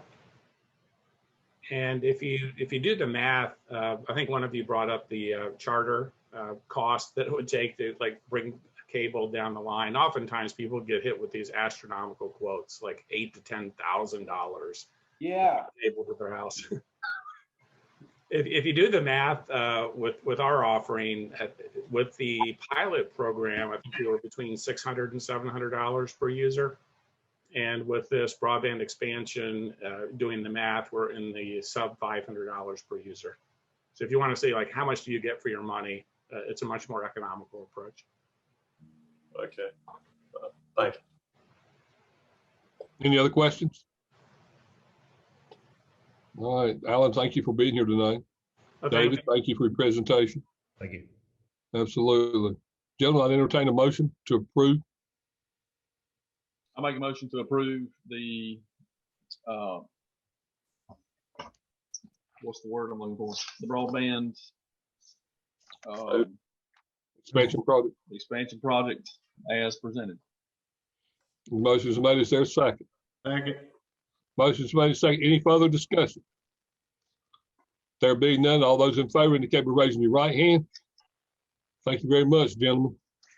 Item number 7 on the agenda tonight is the COVID-19 update. I'd like to call Leanne Wistick, Consolidated Human Services Director, and Mr. Doug Gillespie, Public Service Director. Please. Thank you, Commissioners. Your COVID update. I'll start with just the numbers for COVID. We have currently 3,514 positive cases, and that's cumulative. We're still going from last year. We have 13 hospitalized, and our condolences go out to 66 families that have had deaths due to COVID in our county. On a positive note, we have seen the lowest positive cases in the last week. I'll give you a couple of weeks background just so you can kind of compare. The week ending 12/27, we had 366 positive cases that week in Alexander County. The week of January the 17th, we had 109, and ending January the 31st, last week, we had 67. So we are certainly going in the right direction, like deciding to do the Zoom commissioners meeting on Zoom, our community taking this seriously and doing their part. We have moved from a red county to an orange as of today. So we're certainly making good strides. Our vaccination, and now I go into vaccination update. We have given 3,411 doses, and that's not today's numbers. That was as of last week. We have given 2,809 first doses, 602 second doses. We did not get first dose vaccine for the last 2 weeks. But I want to make this very clear because I think there's a lot of confusion. We've tried really hard. Gary Herman's done a great job helping us with our code red messages and our information we're getting out to the county. But I think when people hear we didn't get new vaccine, they're worried that they're not going to have their second dose. So when we talk about getting more vaccine in the county, people do not need to worry. Second doses are guaranteed. You keep that appointment. We are expecting you. And if people aren't able to keep that appointment, they can call us. We'll reschedule. We are trying to follow up to remind people because it's really important to get that second dose to get to your maximum protection. About 2 weeks after that second dose, you should have about 95% protection. So second dose, folks, don't worry about it when you hear me say we didn't get new vaccine. That just means we couldn't start new people on their first doses. We did hear the end of last week that the state had guaranteed us. There was lots of challenges because we didn't get vaccine for 2 weeks. And we have well over 3,000 people on our waiting list in the 65 and over category. So there's lots of people waiting. And we were guaranteed 300 doses each week for the next 3 weeks. Now that's a minimum. I certainly am hoping and praying that we get more. We know this week we are only getting 300 doses. It will be 300 doses of Moderna, and it's supposed to come tomorrow or Wednesday. So we are planning. Every day we're doing second doses at the health department, and we have both vaccines. So we're having to really be diligent because you need to finish whatever you started. So we are being very cautious and very careful to make sure we give the right vaccine to the right person. So for the next 3 weeks, to help with that confusion, we're going to do all new people starting the first dose. So those folks starting the vaccine are going to be done at the senior center on Thursdays and Fridays. And we also, that'll give us more capacity. We can do a couple hundred at the senior center each day, and we can do several hundred at the health department each day. So we are, our goal is to get that vaccine out in just a couple of days. And so staff is working really hard to show that we can be prudent and get it given and get it in the computer. As of today, everything is in the computer.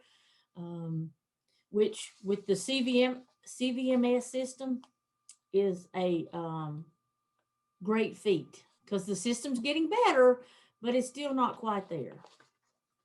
Can I answer any questions? I'd like to point out, go ahead, Ronnie. I just have one question. I was wondering if you had used any of the state. I know they said they had offered help for shots or vaccines. Have we had to use anyone from the state? We have not. We did request help. Now, we did have help doing some of the data entry for contact tracing.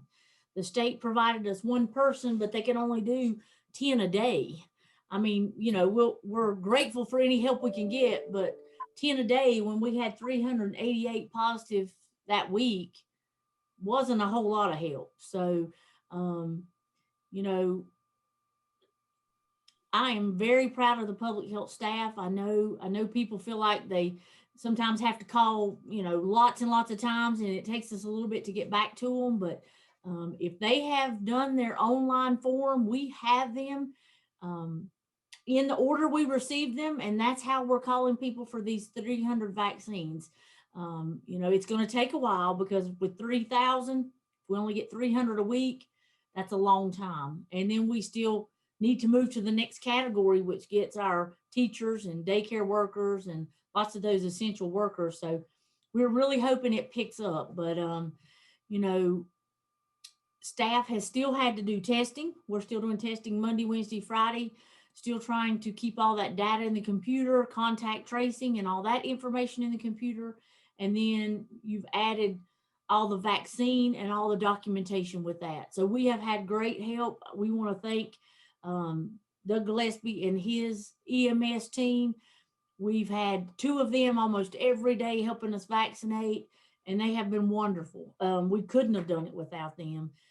We're running 6 stations at the health department because we have to observe you for 15 minutes. So, you know, it takes quite a bit to keep our distance. We're trying to make sure, you know, we're not too close. We're keeping that social distance. And we have our lots of departments. I'm going to miss somebody, but, you know, lots of county departments have stepped up and said, hey, I've got a few hours. I'll help you. Today, we had many departments helping us call those people on that list to get them scheduled for Thursday and Friday. So we do appreciate our county has stepped up and helped. We really haven't yet seen state help for vaccinating. We have had several pharmacists come help us, and we have more. Today, I actually got a list of registered nurses that have volunteered. That came through the nursing North Carolina Nurses Association. So I'm going to reach out to them because it's going to take an army to get this done, I think, in the next months. We're going to be doing this for a long time. Leanne, correct me if I'm wrong, but I believe our county was maybe a forerunner in being able to distribute the amount of doses at a more effective rate than pretty much the rest of the state. I'm very proud of our county. Everybody, Doug Gillespie has been doing nights and evenings. And I mean, we have all, I helped at the senior center, you know, I mean, it has taken all of us, but we have pulled it together and everybody has stepped up to that plate, and long hours, but we are getting it done. And we were, and you know, we did not do drive-throughs, and I think we've gotten a lot of great comments, but because of that, it took a little more manpower, but I think the population we were doing in the building was very appreciative. We do go to the cars. We've gone to the cars many times. Doug and his staff has even done home visits for some of the homebound. So I think we're very much as a community trying to make sure we serve our community and get them vaccinated. So, but it's been a lot of help and a lot of people, and we greatly appreciate that.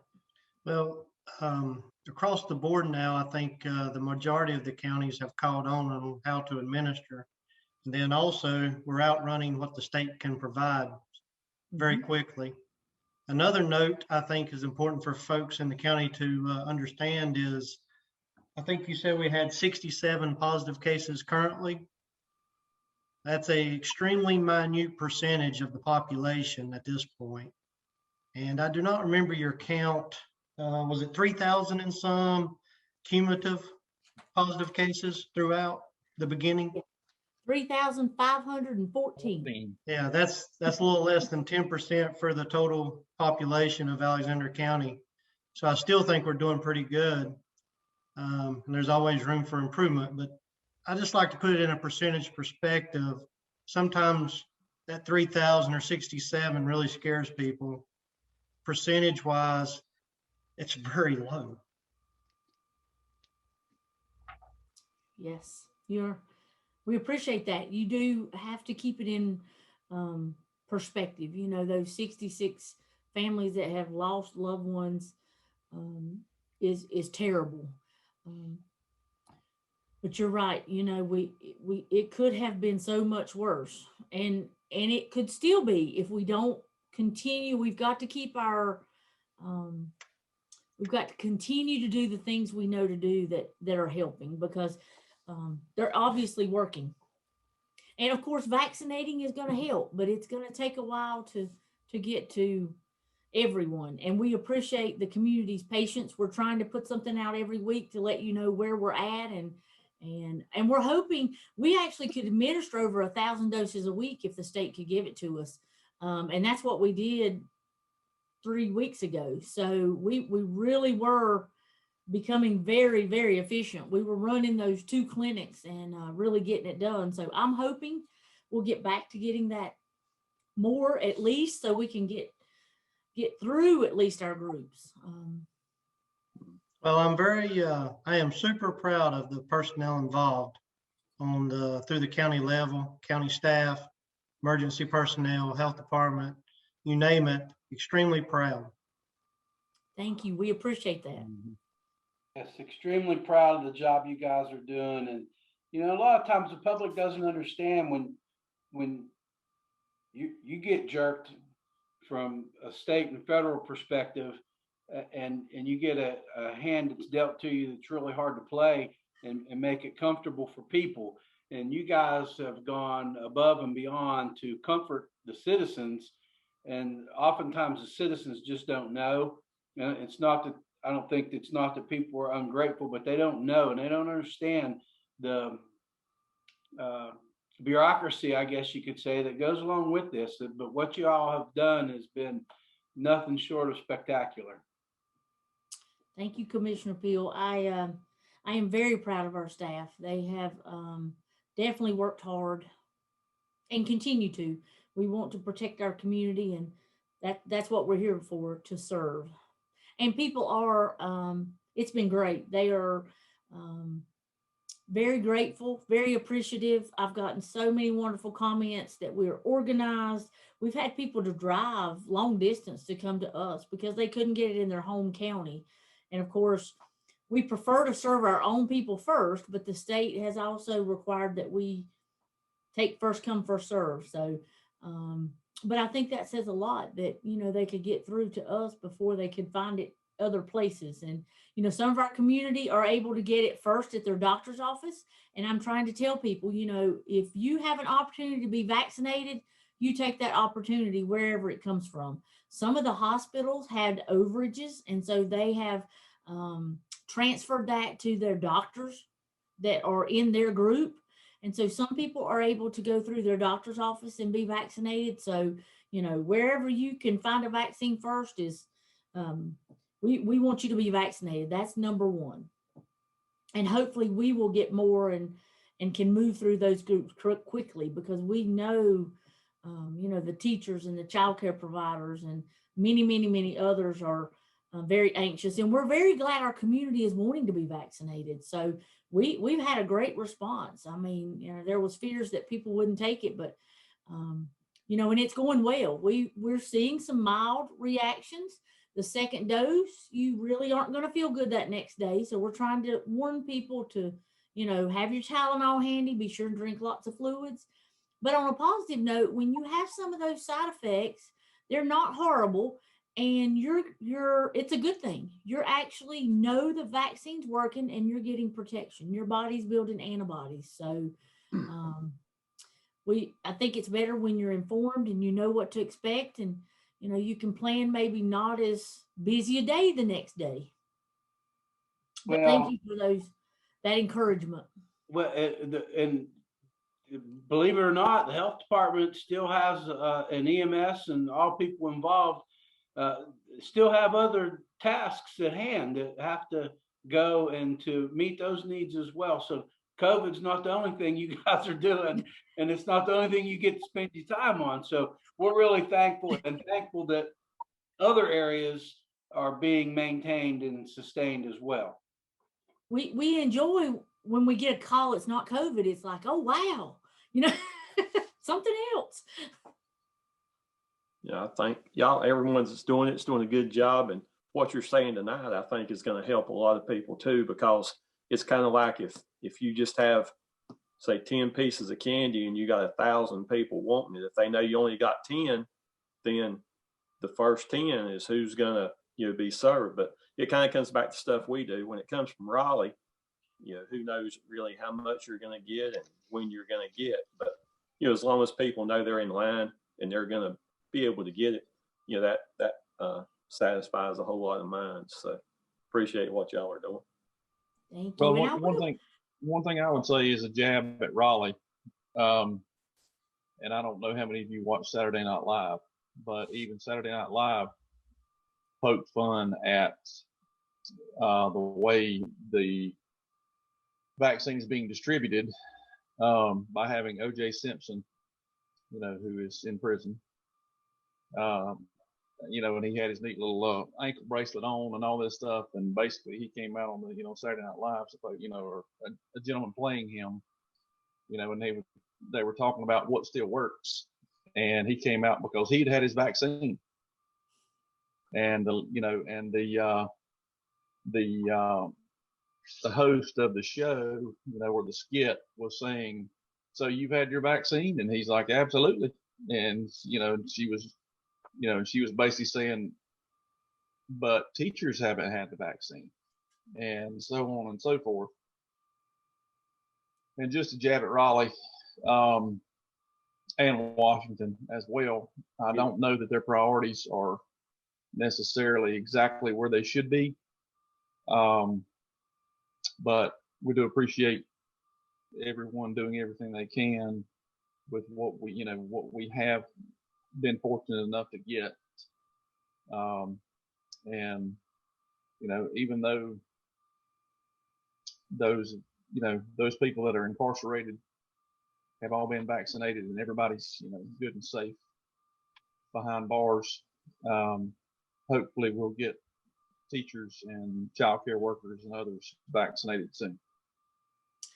And just, I'm glad you brought that up because, we did not set the priority group, and that priority group's changed, which was really challenging because we were geared up and, all but had people on the schedule before they, changed with not much notice. And so the rule book changes a lot.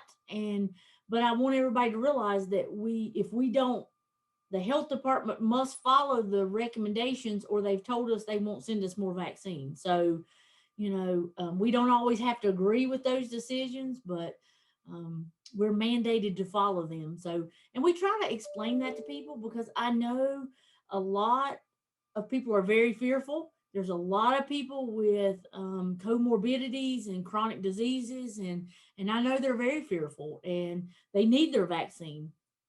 And I wish I had enough for everybody, but it is very limited. So we have to follow the rules Raleigh sends up to us. So, and I know y'all understand that because we don't often agree with Raleigh, but I also wanted one thing. I want to remind people that if you've had COVID, if you've been positive for COVID in the last 90 days, you need to wait 90 days to get your vaccine. I could have said that differently or better.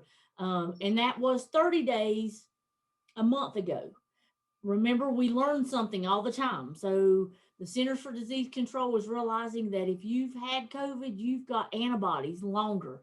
And so they were finding that people that were taking the vaccine only 30 days after being sick was having lots more side effects because they really didn't need the vaccine. Their body already had protection. So I'm trying to get that message out. If you've been sick in the last while with COVID, you need to wait at least 90 days. And they're telling us that may change again as research goes on. That may go out even further with time, which is a good thing. That would give us vaccine for those that didn't have antibodies and protection. So, so we'll keep you updated. As things change, we try to get that message out. Thank you, Leanne. Changes daily. Absolutely. Thank you. Thank you. Doug, anything to add? Well, I just got a couple things. We've been working with Leanne, like she said, pretty regularly. We actually hired a new employee about a month and a half ago named Daniel Fox for our EM planner and our preparedness coordinator. And I haven't seen him in a couple of months since we've hired him, and she's trying to take him away from me as much as possible. But he's done a wonderful job, and I want to emphasize that. Just a little bit on the EM aspect. I have gone last week or week before last Friday. gone and talked with all the pharmacies and discussed with them that we know eventually they possibly going to get these vaccines and how to administer. And we've offered our assistance as emergency management is a resource to help them with the plans. And some of them said, we've got plans in place. Well, what are they? Well, we haven't written them down, but we got to talk about it. And I says, well, here's the biggest question that I know Leanne didn't want to deal with a lot is if you get Pfizer, you got to keep it at what, 70 degrees, minus 70 degrees Celsius. How are you going to handle that? Where are you going to get your dry ice? Do you have a good, well ventilated area? And they said, oh, we'll be giving you a call and contacting you to talk about this. So we wanted to emphasize that we've gone out to the pharmacy. We're willing to assist them with plans, and they've been willing to assist us in giving the vaccinations. I worked with a pharmacist the other day at the senior center. So that'll work out. One other thing, and we'll try to get it all, EMS, we're still averaging about 700 calls a month. Still about 75% of those are presumed COVID-related calls. And I tried to pull the data a little bit, and it's really, once we read the report and stuff, it's usually about 60% are actually true COVID-related calls itself. As Leanne said, I went out to the fire departments and have done all the volunteer fire departments and the local rescue squad. I've also gone to the sheriff's department and done a round at the sheriff's department, and I got one more round at the sheriff's department next week, and we'll get them taken care of. And me and Daniel took a little trip, and we gave quite a few homebound patients. So other than that, that's what we're looking at. PPE wise, we're still pretty good. We've done some fit testing for Midi Home Health. I think we're getting ready to start fit testing again for the health department. And we're also going to fit test for the EMS coming up in March. Very good. Thank you, guys. Appreciate what you do. Appreciate what you're still doing. And you know, the only thing that I'm going to say is that it's just very frustrating when the state of North Carolina and the federal government can't get the vaccines to rural communities. I will never understand why everything goes where it goes and they leave out rural communities. And sooner or later, maybe we're going to get somebody that's the governor or the president of the United States that came from a very rural community, and they appreciate what it's like to get stuff out in the rural community because we're the ones that feed everybody and take care of people. So thank you all for what you do. Leanne and I had a nice conversation prior to the meeting. I talked to her for about 15 minutes, and we had a real good conversation about different things. And so it's looking real good. And our complaints are down, our praise is up, and people are finally getting educated exactly what's going on. And that makes all the difference in the world. And thank you, thank you, thank you. And let's just keep giving shots. That's what we want. But at the same time, everybody needs to remember, just because you've got the vaccine, it doesn't mean that you shouldn't wear your mask. It doesn't mean that you shouldn't social distance. And it doesn't mean that you shouldn't wash your hands. You still need to wash your hands, social distance, and wear your mask. Let's be protective of everybody. So thank you all very much. Item number 8 on the agenda tonight is board appointments and reappointments. Mr. Rick French, County Manager. The appointment for the local emergency planning committee, appoint Wesley Hester, DOC, for 3 years. Region E Adult Care and Nursing Home Community Advisory Committee, reappoint Mary Inman for 3 years. I'll entertain a motion to approve. Make a motion that we approve committee appointees as prescribed by County Manager French. Second. Do I have a second? Mr. Reed? Second. Okay. So motion is made and second. All those in favor indicate by raising your right hand. Those opposed likewise. Item number 9, budget ordinance amendments number 45 through 55. Mr. French. Thank you, Mr. Chairman. Budget amendment number 45 is transfer funds within the budget for group health insurance costs for the remainder of the fiscal year. Number 46 is to budget for humidity temperature control equipment for the Register of Deeds Vital Records Vault, and to increase the budget for fees required to be remitted to the state based on revenues collected by the Register of Deeds. The budget is being amended based on year-to-date actual experience and estimates for the remainder of the budget year. 47 is to decrease the estimated revenue for interest earned on investments during the 2021 budget year. Interest rates have decreased even further from the rates in effect when the original budget estimates were developed. Number 48 is to budget for to budget for Trust Bank 2020 loan proceeds used to pay off the Bank of America 2011 loan for the Law Enforcement and Detention Center, and to restore funds to contingency that were used to pay closing costs on the new loan, refunding the original loan and with a lower interest rate loan of 1.1%, and will reduce the county's debt interest expense over the remainder of the life of the loan, which will be paid off in January of 2026.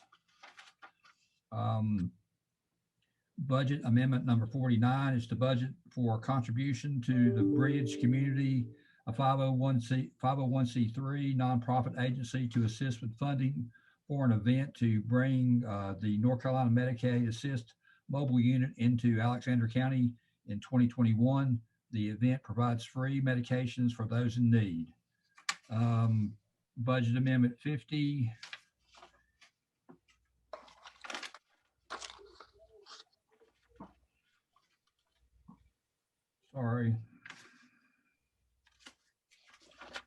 Is to adjust the budget for a 2.5% cost of living adjustment effective on the April 23rd, 21 pay date, and the year-end payroll actual that will be in effect for the first few pay dates, July 2021. Number 51 is to adjust for 2.5% cost of living adjustment effective on the April 23rd, 21 pay date, and the year-end payroll accrual that will affect the first two pay dates in July 2021. 52 is the budget for that same for the landfill and convenience centers. Number 53 is to adjust the multi-year grant project for final expenditures to close out the grant project that's on the Corona Relief Fund. Number 54 is to adjust the multi-year capital project or update engineering cost estimates for Courthouse Park. And 55 is to increase the budget for the fiscal year 2021 general fund transfer to the park improvements project for updating the engineering cost estimates for Courthouse Park. The park improvements are being accounted for in a multi-year project fund. And I'll be glad to answer any questions, Mr. Chairman. Thank you, Mr. French, for your presentation on those amendments. Does anyone have any questions?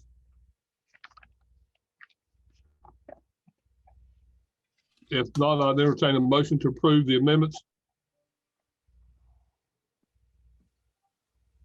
Make a motion, we approve the amendments as described and stated. Do we have a second? Second. Motion's made and motion second. Any discussion? All those in favor indicate by raising your right hand. Those opposed likewise, the motion carries. Thank you very much, gentlemen. Item number 10, other business, County Manager, Mr. French. In your packet, you have several things. I want to just bring up a few of those items. We have the 2021, 2022 budget calendar. We have staff is recommending a 7-month moratorium on solar farms in the county. As many of you know, we have another solar farm that's property that's being cleared close to on 16. That'll be 2 on 16. A number of counties are taking actions trying to regulate solar farms, and I'd like to give us time to look and see what other counties are doing. Catawba County's just adopted regulations. Rowan County's looking at what's going on with them. We just want solar farms everywhere in the county. So I'd like to ask for a 7-month moratorium, take us into September, and we'll bring some recommendations back to you about solar farms. And I would need approval from the board to do that. Absolutely. The one thing I'll say about that, Mr. French, is that the association meeting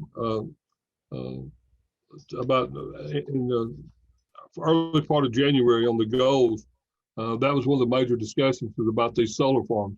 It seems that the solar farms are popping up everywhere, and their big powers paying these people a good rate on their energy that they're selling them to them. But then the tax revenue is not coming back because they've put in such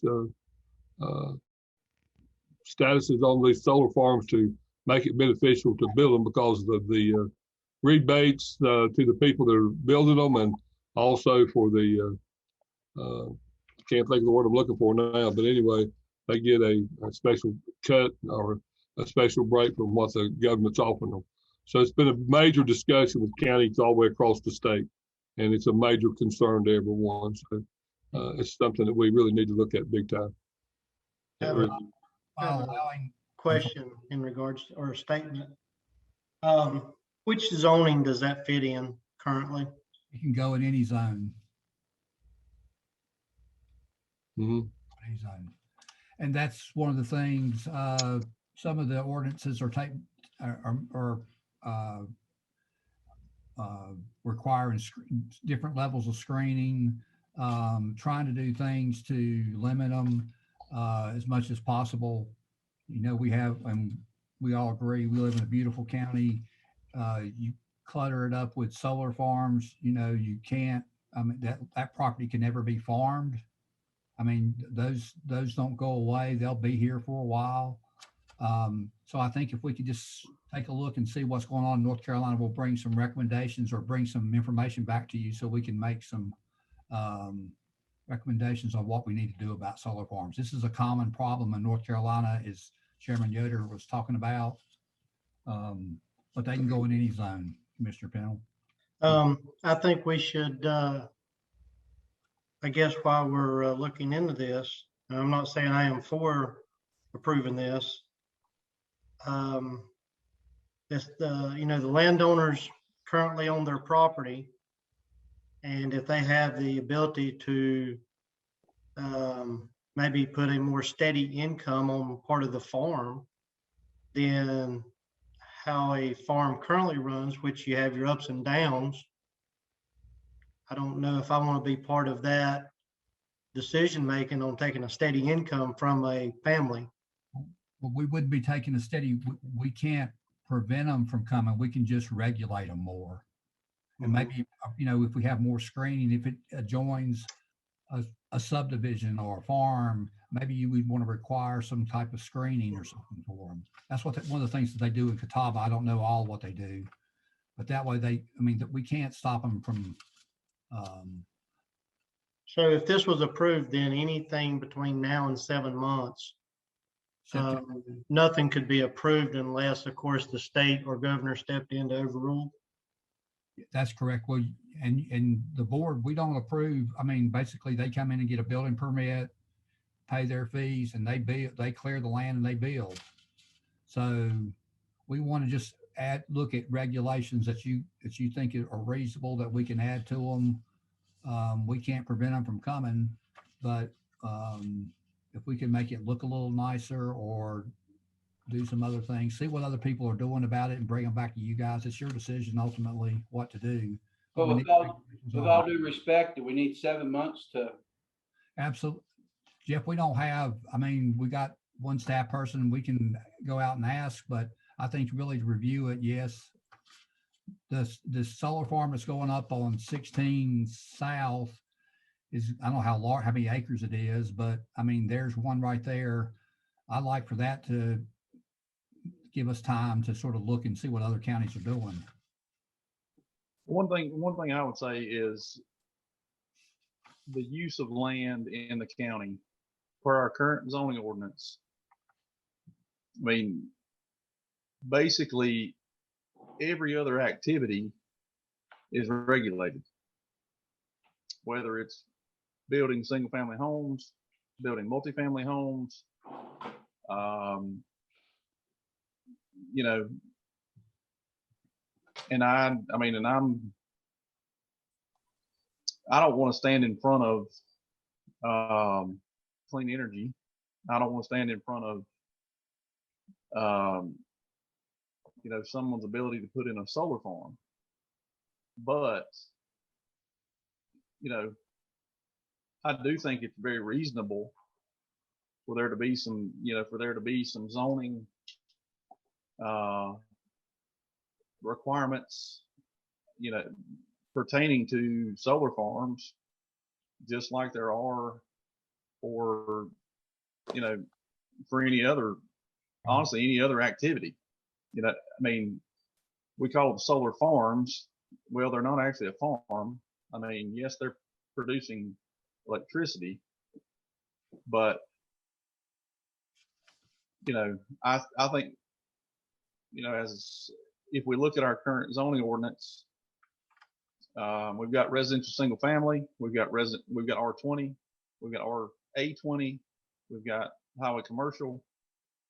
And as of right now, they can go in any of those without any question.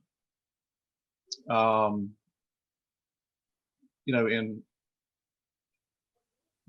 when it comes to anything else, it's limited as to what you can do in residential single family or R20 or highway commercial or, RA20, which is the most lenient of our current county zoning districts. So I mean, the 7 months, I don't know if that's how long it'll take or be required, but I firmly believe that there should be some, and I'm not a big government guy, but fair is fair. And, I don't want one beside my house, in R20. Right. And as of right now, that could happen. And the only reason I mean, just to have the time to go and find out from the association what other counties are doing, and we can go out on the listserv and find out what folks are doing, but give us time to narrow that down or bring the information to you fellows so you can look at it. We're getting ready to start our budget process. We're wrapping up some projects. So I don't think it's, we can have a moratorium or have 6 or 7 months, but I don't think it's going to cause any harm. And really what we're looking at is you can't prevent them. So maybe we can screen them or do other things, just see what other folks are doing so that maybe there's some good ideas out there that we may want to try. Well, and I don't think we want to prevent them. I mean, that's not the point. It's just, like I say, there's revenue being generated. And there's no, as of right now, there's no revenue being generated to the county, which the county obviously needs. The county makes revenue on everybody's house, everybody's land, everybody's, even if you have a large tract covered in trees, I do know, and I don't mean that there's no property tax on the property, but a solar farm is improved property. It's not vacant property. And, I don't know I don't have the answer because but I think it would be good to look into what other places are doing. I do too. As quickly as possible. Yeah, I think we need to make an informed decision on what we do and, checking around and see what's going on, with other places. I've got 2 of them coming up with just a mile from my house, so, which I'm not against them, but they just need to be monitored like everything else is. So. Okay. No. So I entertain a motion. I make a motion we approve the moratorium on solar farms as stated by County Manager Rick Brent. Do we have a second? Second. The motion is made and second. Any further discussion? All in favor, say aye. Aye. Any opposed? Motion carries. Item 11, consideration of approval of the 2021 City Council Resolution 2021-1, One thing I would All say those in is, favor if indicate by- one thing I would say, Chairman, is if possible, we try to accomplish this in less than 7 months. And if that be, and if we can, then we could lift the moratorium. We're part of the government, but government doesn't always move as fast as I think, a lot of us think it could. And no one hopefully- moves at a snail's pace. Yeah. But I mean, I look for them probably to do something in the legislature also this time, because of a lot of the incentives that have been put out there. I look for some things probably to change just a little. Don't know how much, but I think there'll be some changes based on what I heard at the association meeting, not on personal knowledge, just that information. So the motion's been made second. Any other discussion? There being none, all those in favor indicate by raising your right hand. Those opposed likewise. Motion carries 4-1. Thank you, gentlemen. Item number C, letter to the school in reference to old Wittenberg property. Mr. French, would you like to explain to what's going on there? Yes, sir, Mr. Chairman. I've spoken with the superintendent and she has talked with her chairman. And what her email says is that they are requesting a letter stating the commissioners have no interest in the old Wittenberg property, if we're not interested in it. And so that's what they're asking for. We have, I think what they were asking for was tax value of the property. And we had told them that we weren't interested at that price, as per our discussion before. So if we're going to, if we have no interest, we need to state they want it written in a written form. It's the best way I know how to say it. Not everyone here knows what we're talking about, so. Mr. Chairman, one thing, in our previous discussions as board members, Commissioner Pennell made the comment that we were not interested, the county was not interested at tax value. And I would agree with that.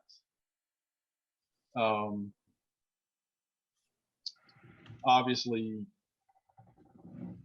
I would hate to say the county's not interested in any way, shape, or form, because I think we would be at a more advantageous price. And Commissioner Pennell, is that what you were alluding to? That's correct. Okay, so what would y'all want the letter to say? I think we all need to be in some type of agreement here. I think the letter should go back to them stating, just as they had requested, that we were sending them a letter referencing that the county had no interest in the old Wittenberg school property at tax value. And so what if they received an offer cheaper than that? Would you expect them to come back and give us another chance to purchase it? It was my understanding that the county had first right of refusal on that. Now, I could be wrong. Okay. The way first right of refusal normally works is if there's an offer in hand, then that offer or that amount is then has to be brought before the refusal party, and they can say yay or nay within a certain time period. I'm not an attorney, but that's generally how it works. Guys, may I be recused from this conversation? Yes, if you'd like to be. Okay. Does anybody, I mean, I guess we have to vote on him recusing himself from this. You know, we did on Josh, and I think it's very important that we do that. I entertain a motion to recuse. I'll make a motion that we recuse Commissioner Peel from the current conversation pertaining to the old Wittenberg school property. Okay. Is there a second? Second. Okay, motion's made and second. Any discussion? All those, if you would, all those in favor, raise your right hand. Motion carries. All right. So basically, Commissioner Pennell, basically what you're saying then, if it's not at tax value and they get an offer, say, less than that, then we should get the right to refusal to a bid that's less than that. Is that correct? That was my understanding. Okay. All right. So, I guess what we probably need to do then in that situation, would you want to make that in the form of a motion, sir?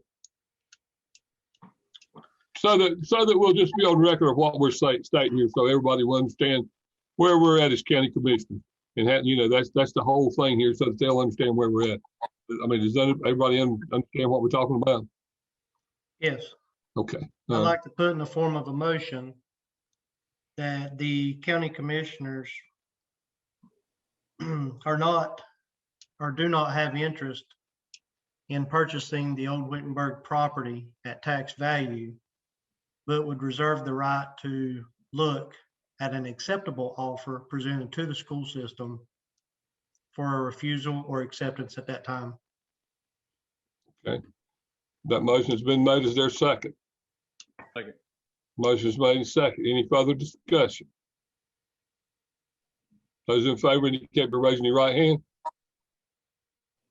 Those opposed likewise. The motion carries. Madam Clerk, did you get that information? Okay. Mr. Frank, if you would take care of making sure that letter gets back to the school board, please, sir. Yes, sir. Thank you very much, sir. Item number, the consent agenda. I entertain a motion to approve the consent agenda. Make a motion to approve. Do we have a second? Second. Motion's made and second. Any discussion? There being none, all those in favor indicate by raising your right hand. Those opposed likewise, the motion carries. Thank you very much, gentlemen. At this time, we'll go into closed session under North Carolina General Statutes 143-318.11, paragraph A, subsection 4, 5, and 6, economic development, contractual and personnel matters, and we will re-adjourn for the primary purpose of adjournment only. No action will be taken. Thank you, ladies and gentlemen.